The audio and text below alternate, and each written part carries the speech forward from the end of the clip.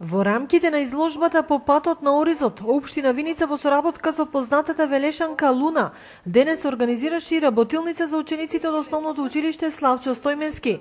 Како од Оризот, која е наша домашна култура која имаме во изобилство на овие простори, може да се креира уметничко дело кое бара голема стрпливост подкрепена со силна љубов.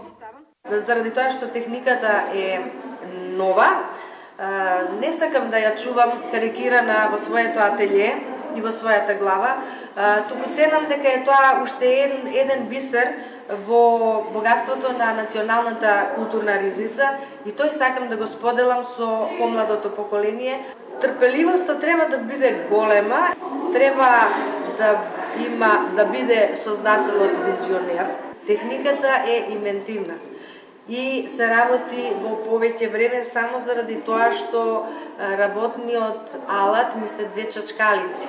Работниот материјал ми е семе од бел ориз и со ситно семе од црн синап. Треба секое зрно семе да си најде своето место, бидејќи корекција во оваа техника не може да се употреби. Едно зрно мора да се дојде на вистинското место во вистинското време.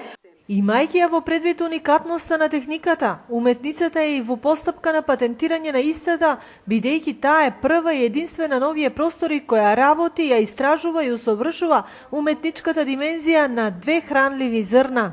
Техниката е мозаик, од редот на мозаиците. Аплицирав јас и така како што е редот да си дојде временски период да одмине, за да може да се патентира и да добијам решение за патент. Во моментов не ми прави некое задоволство да се патентира, бидејќи поголемо задоволство ми е оваа техника да се прошири меѓу младите.